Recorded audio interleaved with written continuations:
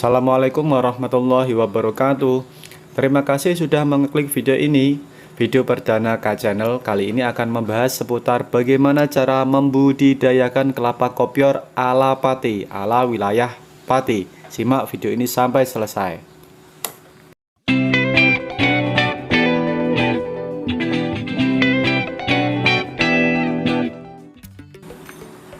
Membudidayakan tanaman buah kelapa kopior boleh dibilang gampang dan boleh dibilang susah.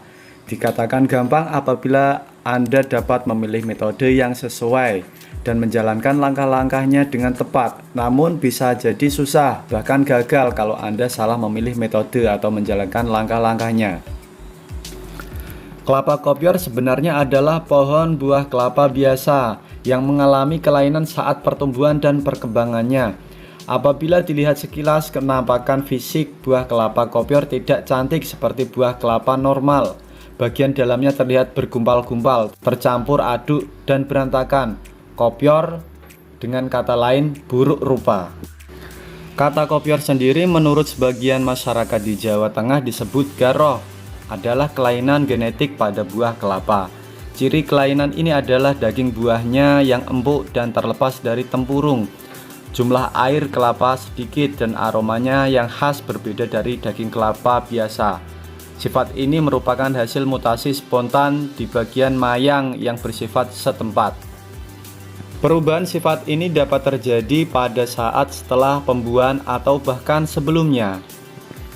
Bagaimana cara budidaya kelapa kopior yang baik dan benar? Berikut langkah-langkahnya.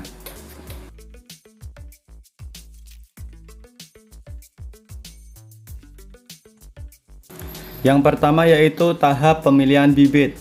Pemilihan bibit kelapa kopior dapat dilakukan dengan dua cara. Yang pertama, cara konvensional, menggunakan benih yang berasal dari tandan yang menghasilkan buah kopior.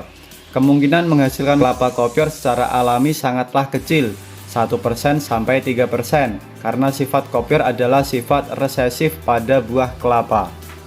Cara yang kedua yaitu cara in vitro, yaitu menumbuhkan embrio dari buah kelapa kopior pada media tumbuh buatan dalam kondisi aseptik di laboratorium. Tanaman yang dihasilkan dengan cara ini akan menghasilkan 90% hingga 100% buah kopior. Tahap yang kedua yaitu tahap penanaman. Penentuan pola tanam. Setiap tanaman yang baik itu sistem tanam segitiga karena memanfaatkan lahan dan mengambilan sinar matahari akan maksimal. Jarak tanam yaitu 9x9x9 meter. Dengan pola ini jumlah tanaman akan lebih banyak 15% dari sistem bujur sangkar. Selanjutnya pembuatan lubang tanam. Pembuatan lubang tanam dilakukan paling sedikit yaitu 1-2 minggu sebelum penanaman untuk menghilangkan keasaman tanah dengan ukuran 60x60x60 cm sampai dengan 100x100 atau x100 cm. Berikutnya adalah cara penanaman. Penanaman dilakukan pada awal musim hujan setelah hujan turun secara teratur dan cukup untuk membasahi tanah. Yang ketiga yaitu tahap pemeliharaan. Pemeliharaan bisa dilakukan dengan cara penjarangan atau penyulaman. Penyulaman dilakukan terhadap tanaman kelapa kopior yang tumbuh kerdil, terserang hama dan penyakit berat dan mati. Dilakukan pada musim hujan setelah tanaman sebelumnya didongkel dan dibakar pada musim kemarau. Selanjutnya adalah penyiangan. Penyiangan yaitu bertujuan untuk menghilangkan tanaman penyaing atau gulma. Gulma adalah tumbuhan yang kehadirannya di lahan pertanian tidak diinginkan, karena itu kita harus menghilangkannya. Selanjutnya yaitu pembubunan. Dilakukan setelah tanaman kopior menghasilkan dengan cara menimbunkan tanah di bagian atas permukaan sekitar pohon hingga menutup sebagian batang pohon yang dekat dengan akarnya. Selanjutnya yaitu perempalan, yaitu dilakukan terhadap daun dan penutup bunga yang terlihat kering atau berwarna coklat dengan cara memanjat pohon kelapa, kemudian dibiarkan sampai jatuh sendiri atau kita potong. Selanjutnya yaitu pengairan dan penyiraman. Penyiraman dilakukan pada musim kemarau untuk mencegah kekeringan. Dilakukan 2 atau 3 hari sekali pada waktu sore. Selanjutnya pemupukan. Pemupukan dilakukan apabila tanah tidak dapat memenuhi unsur hara yang dibutuhkan. Proses pemupukan dilakukan pada umur 1 bulan, diberi 100 gram urea pada pohon menyebar pada jarak 15 cm dari pangkal batang kelapa kopior. Selanjutnya 2 kali dalam setahun, yaitu pada bulan April atau Mei atau akhir musim hujan, dan bulan Oktober atau November pada awal musim hujan.